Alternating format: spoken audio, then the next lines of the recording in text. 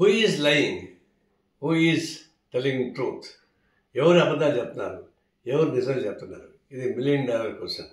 ఎందుకంటే ఇంత పెద్ద భారతదేశ ప్రధానమంత్రి, అదేవిధంగా యుఎస్ఏ ప్రెసిడెంట్, ఇద్దరు చాలా ప్రధానమైన వ్యక్తులు ప్రపంచంలో.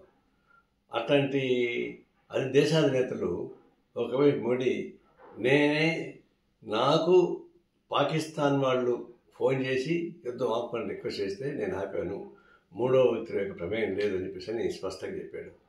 వెంటనే 2-3 నిమిషాల తర్వాత ట్రంప్ కూడా నేనే ఆపించాను ఆ యుద్ధాన్ని అని చెప్పేసి నేను చెప్తూ ఐ లవ్ పాకిస్తాన్ అని చెప్పాడు.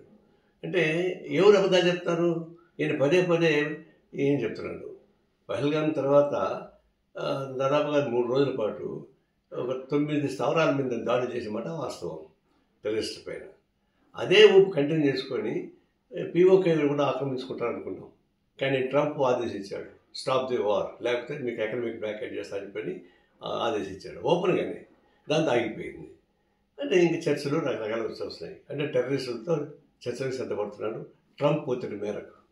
ఇప్పుడు దేశాన్ని ఇబ్బంది పెట్టడానికి కానీ, లేదంటే ప్రధానమంత్రి అబద్ధాలు చెప్తాడా అని చెప్పేసి నేను సంశయం నెట్టబడతా ఉంది. ఇది చాలా విచారకరం. దీని మీద స్పష్టమైన అవగాహన రావాలంటే ఆయన పార్లమెంటు ప్రారంభించి పార్లమెంట్లో నిజాలు చెప్తే బాగుంటుంది. బయట ఏం చెప్పినా కూడా లాభాలే. తక్షణం పార్లమెంటు సమావేశపరిచి దీని మీద స్పష్ట అవగాహన రావాలి. టెర్రరిస్ట్ పై సరైన అవగాహన రావాలి. అంతేగాని ఇలాంటి అబద్ధాలు చెప్తూ భారత ప్రజానీకాన్ని నమ్మించడం మంచిది కాదు.